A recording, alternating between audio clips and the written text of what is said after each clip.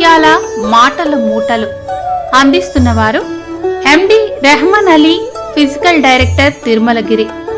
అవేమిటో సావధానంగా విందామా? సహాయం కోసం పుట్టింది స్నేహం కాదు.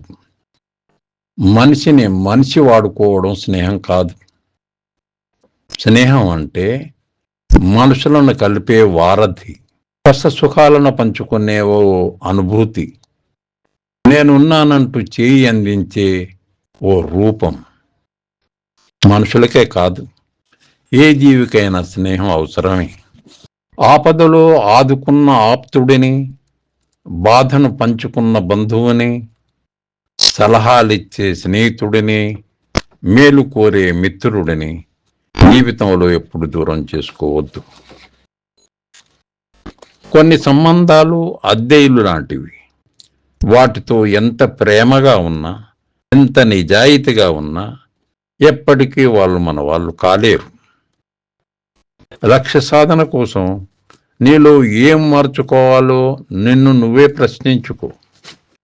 ఎందుకంటే నీ బలము బలహీనతలు నీకే తెలుసు కాబట్టి.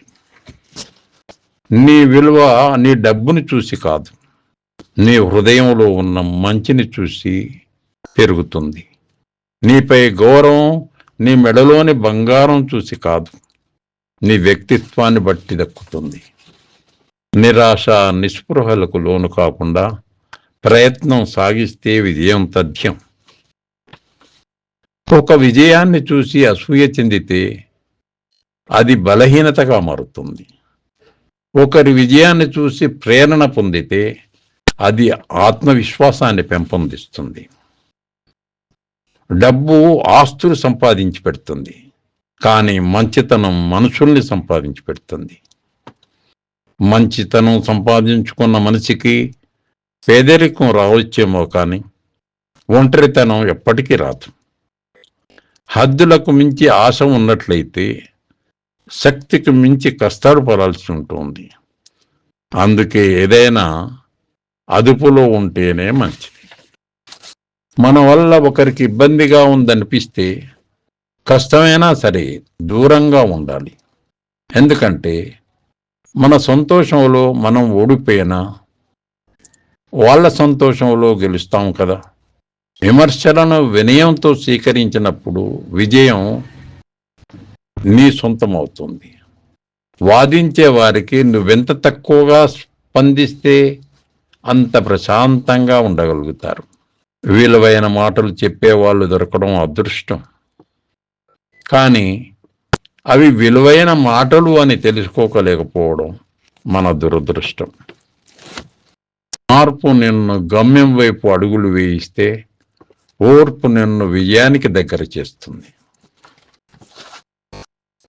ఆకలిగా ఉన్నవాడికి గుప్పెడు అన్నం, ఆపదలో ఉన్నవాడికి కొంచెం సాయం, బాధలో ఉన్నవాడికి కొంచెం ఓదార్పు అందించడమే నిజమైన మానవత్వం. ఎవరు ఏది ఇచ్చినా మనస్ఫూర్తిగా స్వీకరించండి. ఇచ్చిన వారిని మనస్సులో దాచుకోండి. ఎప్పటికైనా తిరిగి ఇవ్వాలి కదా. అది సహాయమైన, సహకారమైన, బాధ అయినా, ప్రేమ అయినా. ఇచ్చిన రూపాయితో తృప్తి పడకుండా ఇంకా ఇవ్వమంటూ వెంటబడితే యాచకుడిని చూసి మనం ఎలా విసుగుతో దూరం పెడతామో, అంతు లేకుండా కోరే మన కోరికలను చూసి దేవుడు కూడా అలాగే దూరంగా నెడతాడు. నిరూపించే సాక్ష్యం లేనంత మాత్రాన నిజం అబద్ధం కాదు. అరిచి చెప్పే ఓపిక ఉన్నంత మాత్రాన అబద్ధం నిజం కాదు. నీ విజయాల్ని నీకన్నా చిన్నవారితో పంచుకో. నీ మార్గాన్ని వారు అనుసరిస్తారు. నీ అపజయాన్ని నీకన్నా పెద్దవారితో పంచుకో. నీకున్న అనుభవం నీకు సరైన మార్గం ఏదో తెలుపుతారు. దేవుడా, నేనెవరినైనా బాధ పెడితే క్షమాపణ అడిగే గుణం ఇవ్వు. నన్నెవరైనా బాధ పెడితే క్షమించే శక్తినివ్వు. రెహమాను సారు.